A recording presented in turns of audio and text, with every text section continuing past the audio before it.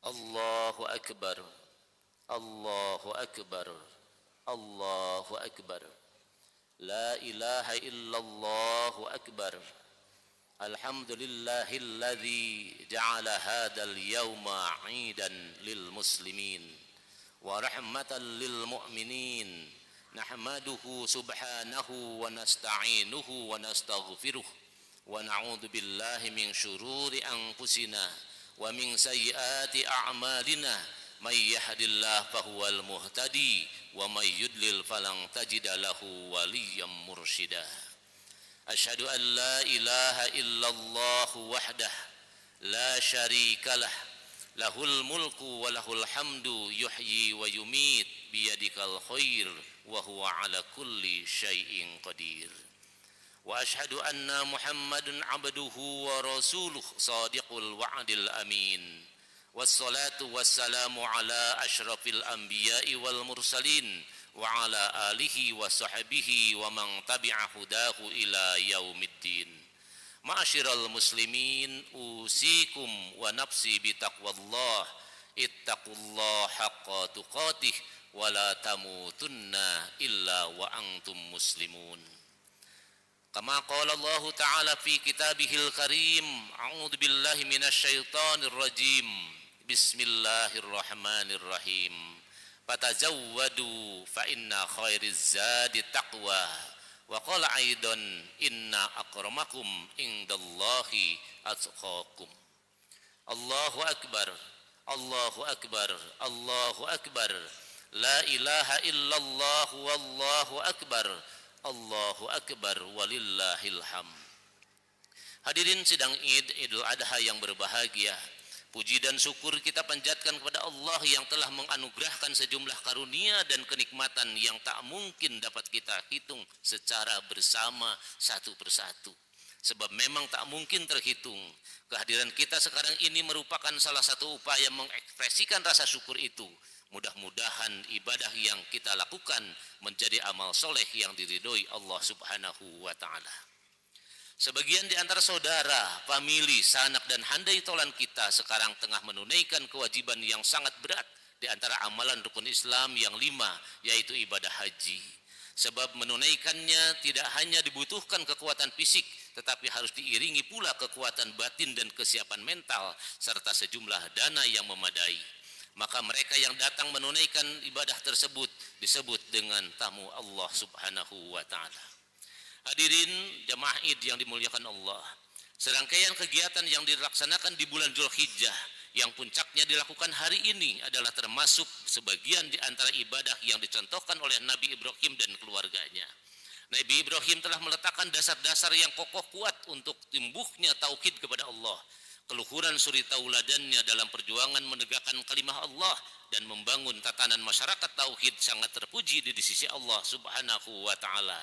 Sehingga Allah Subhanahu wa Ta'ala memberikan apresiasi itu di dalam surat Al-Mumtahanah. Bismillahirrahmanirrahim. Qad kanat lakum uswatun hasanatun fi Ibrahim walladzina ma'ah. Sungguh telah ada bagimu suri tauladan yang baik pada diri Ibrahim dan orang-orang yang bersamanya.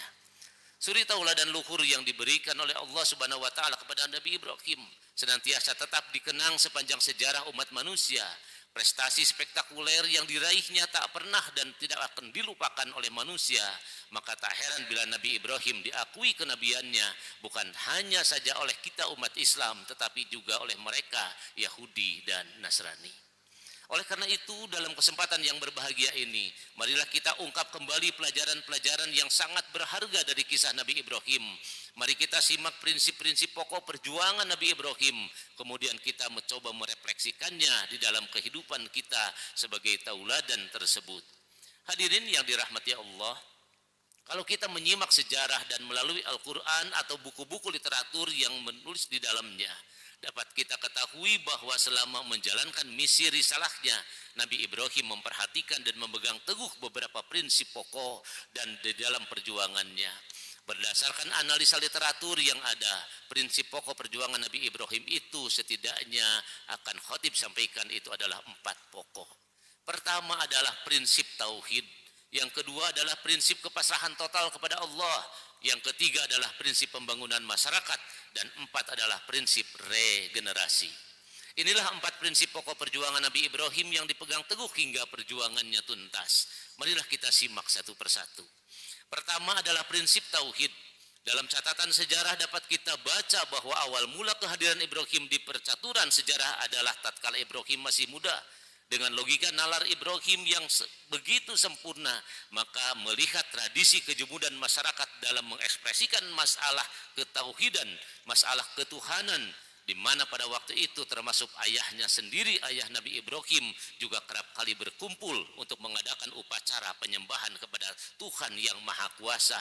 Yang mereka sembah dan anggap sebagai Tuhan adalah berhala-berhala. Yang jumlahnya juga tidak sedikit, padahal berhala-berhala tersebut buatan mereka sendiri. Logika nalar sederhana Ibrahim tidak bisa menerima kenyataan betapa Tuhan bisa dibuat tangan manusia. Juga tidak mungkin manusia menyembah berhala dan menggantungkan harapannya kepada patung-patung. Padahal tempat bergantung manusia adalah zat yang maha luhur, maha kuasa, maha gagah, serta maha sempurna, bukan berhala yang tidak bisa apa-apa. Bermula dari sikap kritisnya itu, Ibrahim kemudian mencari solusi dari segala bergejolak dalam kalbunya. Kegalauan, kerinduan akan kejelasan identitas Tuhan terus menggoda dan tidak bisa ditunda-tunda. Mulailah Ibrahim melakukan eksperimen sederhana melalui pendekatan asas manfaat. Pertama yang dilakukan adalah dari hasil eksperimen itu, bintang-bintang yang saat itu didapati berserakan di alam raya memenuhi langit sejauh batas mata memandang. Yang semua diedarkan Ibrahim, terlihat bintang-bintang berkelap-kelip seolah-olah sedang mengawasi seluruh makhluknya yang ada di dunia ini. Bintang terletak jauh dari jangkauan manusia. Bintang bisa menerangi alam yang gelap gulita, bahkan dijadikan petunjuk oleh mereka yang melakukan perjalanan, bahkan mereka yang ada di lautan. Akhirnya Ibrahim berkesimpulan, bintanglah yang lebih banyak dan patut disembah selain berhala. Akan tetapi kesimpulannya tidak mampu bertahan lama. Bintang-bintang itu ternyata bisa dikalahkan oleh bulan. Bintang yang jumlahnya banyak dapat dikalahkan oleh bulan yang jumlahnya hanya 1. Menurut pemikiran Ibrahim, mustahil Tuhan dapat dikalahkan. Dan kalau bintang itu Tuhan, mana mungkin dikalahkan oleh bulan. Oleh karena itu akhirnya perhatian Ibrahim pindah pada bulan yang saat ini sedang memancarkan cahaya, sehingga malam yang biasanya gelap gulita menjadi terang benderang bagaikan siang. Dialog internal dalam diri Ibrahim mengatakan bahwa mungkin bulan inilah Tuhan yang layak disembah. Yang ketiga adalah di mana Ibrahim juga memberikan eksperimen. Kesimpulan itu digagalkan kembali dan tidak bertahan lama. Dan bulan yang manakala siang datang maka bulan pun lenyap dan digantilah dengan matahari. Maka lagi-lagi Ibrahim mengambil kesimpulan, maka mataharilah adalah Tuhan. Dari kegalauan dan kerinduan akan mencari Tuhan itu, akhirnya bongkar pasar pemikiran Nabi Ibrahim dalam rangka mencari Tuhan. Akhirnya sampailah Ibrahim pada tingkat perenungan yang tertinggi. Keyakinan tentang Tuhan ditemukan dalam keyakinan yang tidak lagi bisa goyah, sebab dialah zat yang wajib disembah, dialah Tuhan yang hakiki, Allah subhanahu wa ta'ala. Inni wajjahtu wajhiya lilladzi fataras samawati wal ard hanifan wa ma ana minal musyrikin. Sesungguhnya aku hadapkan diriku kepada zat yang menciptakan langit dan bumi dengan lurus, dan aku bukanlah termasuk orang-orang yang menyekutukannya. Prinsip yang kedua adalah prinsip kepasrahan total kepada Allah subhanahu wa ta'ala. Prinsip yang kedua ini adalah lanjutan dari konsekuensi logis dan prinsip tauhid di atas. Sebab sikap tauhid bukan hanya menuntut keyakinan dan kata-kata, tetapi menuntut bukti nyata dalam kehidupan sehari-hari. Bukti ketauhidan adalah berupa ketaatan dan pengorbanan. Definisi keimanan disebutkan oleh para ulama, bahkan Rasulullah menyampaikan itu di dalam hadis Ad-Dailami, al-imanu aqdun bil qalbi wa iqraru bil lisan wa amalul bil arkan. Iman atau tauhid itu adalah ikatan keyakinan dengan hati, ikrar pernyataan dengan lisan, serta dibuktikan secara nyata dalam amaliyah dalam anggota badan kita. Sebagai seorang hamba Allah yang telah meyakini dengan seutuhnya akan keutuhan Allah subhanahu wa ta'ala sebagai Tuhan, Nabi Ibrahim senantiasa ada dalam posisi siap menjalankan segala syariat yang dikehendaki Allah. Nabi Ibrahim tidak pernah alpa dalam menjalankan perintah Tuhan kapanpun, dimanapun, dan dalam kondisi apapun datangnya perintah Allah itu. Sehingga Allah menjelaskan sikap ini di dalam firman-Nya, idh qala lahu rabbuhu aslim qala aslamtu lirabbil alamin. Ketika Tuhannya berkata kepadanya, tunduk patuhlah kamu, Ibrahim menjawab, aku tunduk patuh kepada Tuhan semesta alam.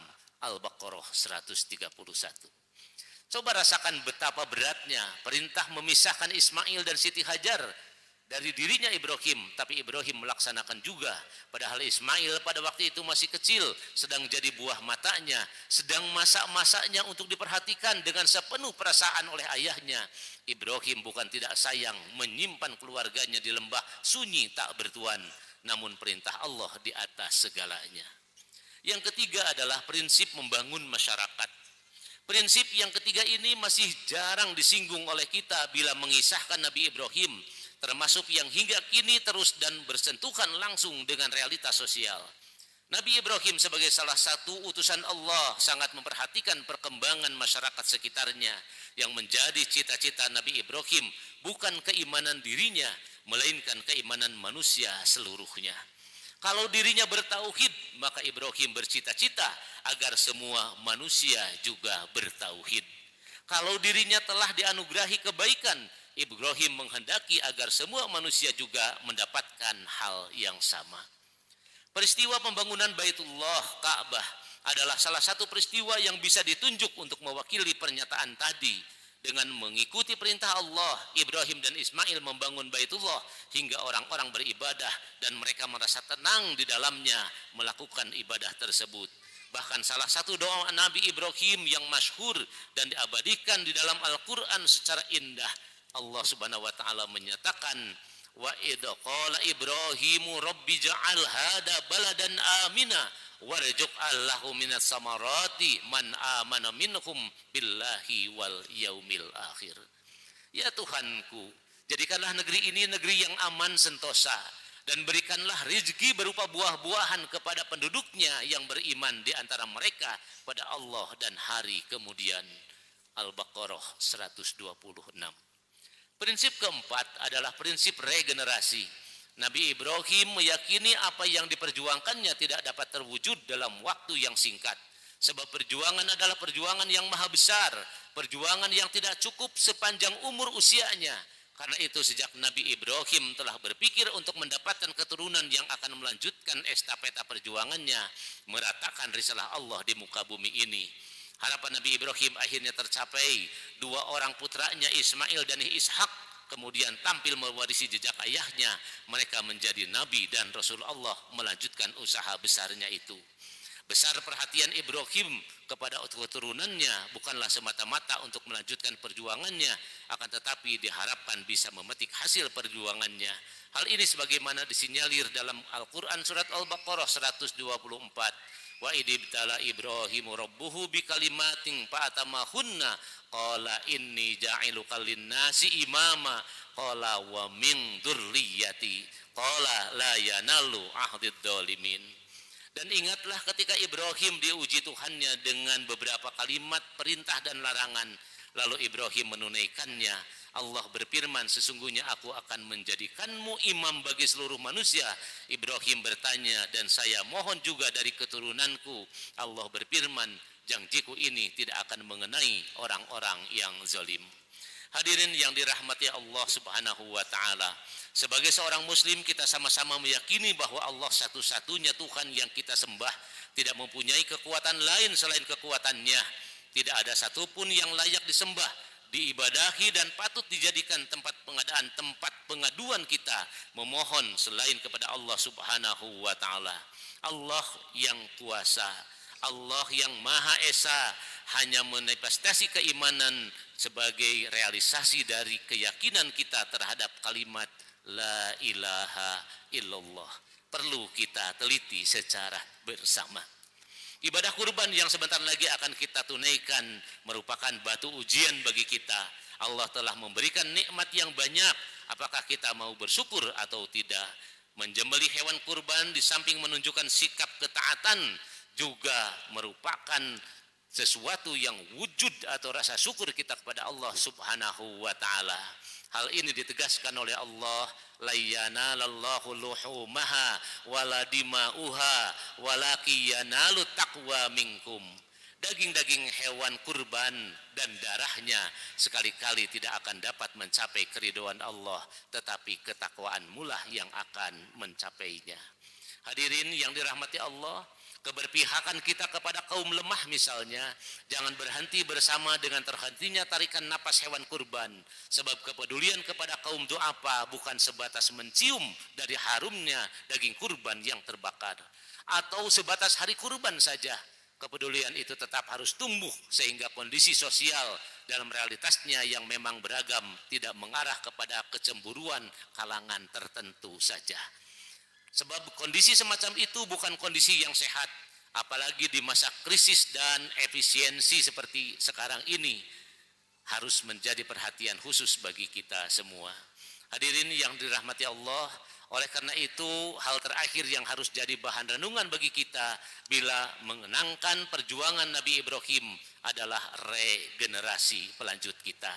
Jangan sampai kualitas generasi kita jauh lebih jelek daripada kita. Hal ini Allah wasiatkan secara khusus di dalam surat An-Nisa ayat 9. Wal yakhshal ladzi law taraku min khalfihim dzurriyyatan di'afa khafu 'alaihim. Dan hendaklah takut kepada Allah yang kalau mereka meninggalkan di belakangnya anak-anak yang lemah yang mereka khawatir atas keadaan anak-anaknya. Hadirin yang dirahmati Allah, jamaah Id yang dimuliakan Allah, sebagai pesan Allah yang dapat dikemukakan dalam kesempatan ini agaknya sudah cukup kita kaji dan kita renungkan. Semoga dengan semangat pengorbanan yang secara simbolik melalui ibadah kurban ini dapat mengantarkan kita ke pintu keberhasilan yang kita harapkan. Seperti berhasilnya Nabi Ibrahim menunaikan tugas kerasulannya, kepada Allah lah kita semua menyampaikan harapan itu setulus-tulusnya agar kita dapat mendapat dan menjalani kehidupan ini senantiasa ada di dalam hidayah dan inayahnya, sehingga kita juga bukan mampu memperbaiki kualitas diri kita sendiri, tetapi juga mampu meningkatkan kualitas umat yang Allah cintai ini. Barakallahu li wa lakum bima fihi minal ayati wa dzikril hakim. Taqabbalallahu minna wa minkum innahu huwas sami'un alim.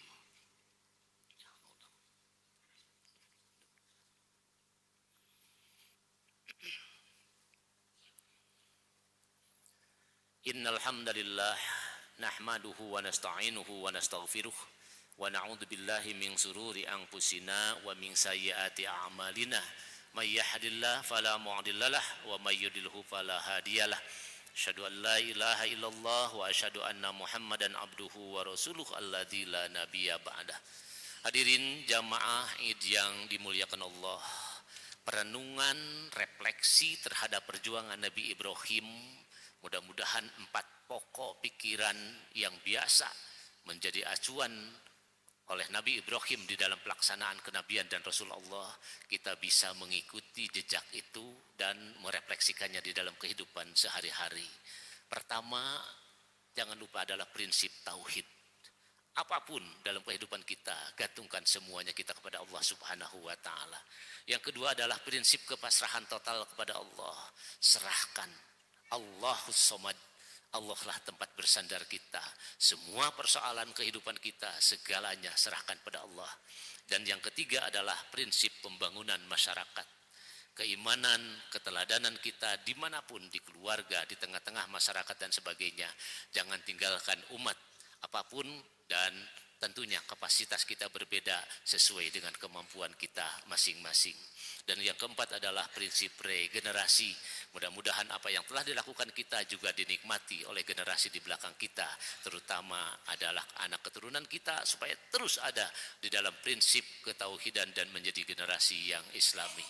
Pada hari yang baik ini marilah kita memohon pada Allah Subhanahu wa taala, mudah-mudahan apa yang kita lakukan, ibadah kita, sholat kita, saum kita kemarin Arafah, dan kurban kita yang akan dilakukan diterima oleh Allah Subhanahu wa taala. Alhamdulillahirabbil alamin hamdan yuwafi ni'amahu wa yukafi majidah. Ya Rabbana lakal hamdu kama yanbaghi li jalali wajhikal karim wa 'azimi sultanik. Allahumma ighfir lil mu'minina wal mu'minat wal muslimina wal muslimat al ahya'u minhum wal amwat bi rahmatika ya arhamar rahimin. Rabbana la tuzigh qulubana ba'da id hadaitana wa hab lana rabbana innaka antal wahhab.